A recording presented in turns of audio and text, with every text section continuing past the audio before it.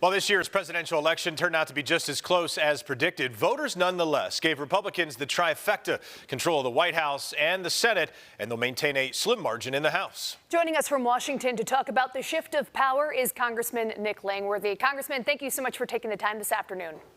Great to be back with you. So first, we find ourselves just about 2 weeks after Election Day. Reflect, if you will, how you're feeling after winning a second term. Well, I'm very thrilled, very grateful to the voters for their confidence. I mean, it far exceeded even what I expected that we would do. We actually were able to get the most votes of any member of Congress, either Democrat or Republican, in all of New York State. So very grateful to the voters for their confidence and look forward to hitting the ground running in the new term in January. And hitting the ground running, you already are announcing some big developments out of the southern tier in Jamestown. Could you talk a little bit about the I believe, factory or plant that now will be sustained as a result of your efforts? Yes, Electrovaya is a company that is going to be expanding in Jamestown, New York. They were able to secure, through federal assistance through the Ex-Im Bank, over $51 million in funding that will create, hopefully hundreds of jobs in Jamestown, New York. It is a loan. It is not a giveaway of federal dollars, and they will be putting high-tech battery technology jobs to work and bringing jobs from the Far East to Jamestown, New York. This is a big story. We're reversing that curse, bringing more of those sorts of jobs from Asia to the United States. It's a huge priority as we look at supply chains. But battery technology improving right here in the southern tier in Western New York is critically important as we move forward with a lot of other industries. In addition to this announcement, we'll get to the national priorities in just a moment. But as you look ahead to the work that you're going to do in this next term, what are your priorities on the local level for Western New York?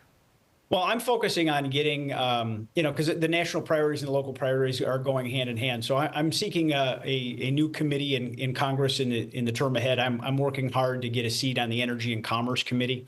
That committee is very important for our region because it has the broadest jurisdiction in the entire Congress. It holds all of energy policy, which obviously there's a lot of issues there. Also, all of healthcare policy and all of telecommunications policy. As I meet with our hospitals and our healthcare providers, I mean, we have a rural health delivery, but also all of our hospitals in the region are in severe financial distress. So I look forward to digging in on those issues, but also the affordability crisis, which obviously is a national priority. Most of the campaigns were run on this. This is what we talked about each and every day. Getting prices back into range for people. I mean, the American dream is coming into question for people as they're having they're severely overextended because of the high cost of living. We've got to work on bringing that down, and that starts with energy policy and producing more American energy at all levels. Nick, as a member of that committee, particularly when it comes to energy, I'm wondering if you would have any then input on the big Micron development in central New York. Would you have any weighing in of that kind of a project? And we all know that it was obviously championed by who will be the former speaker in Chuck Schumer. Do you think that once this transition takes place, I mean, that project, we're talking about billions of dollars, tens of thousands of jobs here in central New York. Is this a project that you think you still would be behind and push along into 2025 and beyond? I mean, that project's moving along well. I mean, they need to speed things up a little bit. And the problem is New York moves a little too slow on everything. But I don't think there's any threat of that going anywhere. That's money that's previously appropriated.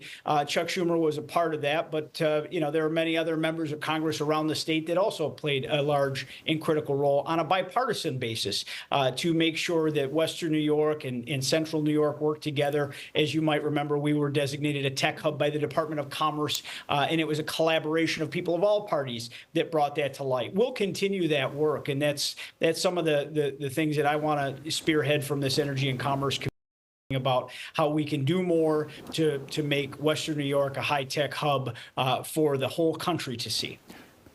Broadening the lens a little bit, after winning control of the White House, the House, and the Senate, many are saying that Republicans now have a mandate to govern.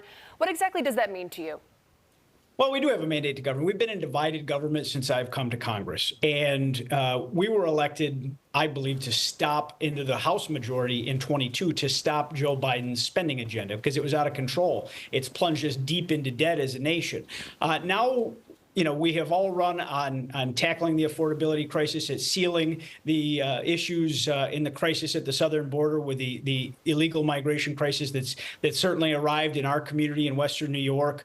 We have a mandate to get those things done now. And having the White House in Republican hands under President Trump's leadership, as well as a strong majority in the U.S. Senate and a continued majority in the House, we can actually make those law. And that's what, we've passed the best border security bill that the country's ever seen. Senator Schumer never let it off of his desk. Divided government is much more complicated, where you can stop bad things from happening, but it's really difficult to achieve a total agenda unless it's something that unites all parties. Now, to have full Republican control across the government, we can actually move forward with a spending agenda. I'm looking forward to working, with the DOGE project under Elon Musk's leadership, which is going to streamline the federal government, which has just grown to an out of control being. We need to find efficiencies there, find entire departments, that can be streamlined or combined, to produce the same services for the taxpayer, but at a lot less expense. We have got to get Washington's fiscal house in order, and those are the kind of ideas that get it to the forefront. I'm curious if that mandate has a limit today. Donald Trump confirmed some other media reports saying that he would be willing to use the military in terms of that effort to, in his first 100 days, deport many people who are here in this country illegally. Do you support the president's desire to use the military on American soil for that purpose? I believe what the president said is he's going to declare a emergency, which would allow military assets to be used. So, again, the proof is in the details. We have to work hard. But let's face it, we have people that are here illegally that broke the laws of our country. They have no path to asylum.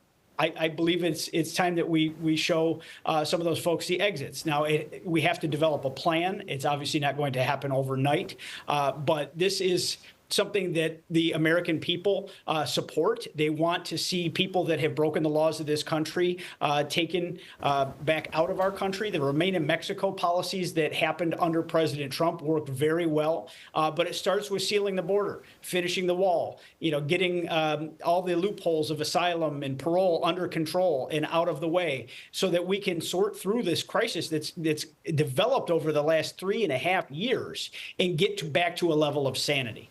Right now, we have no southern border. Congressman Nick Langworthy joining us from Washington. Thank you so much for taking the time to speak with us. Thank you very much.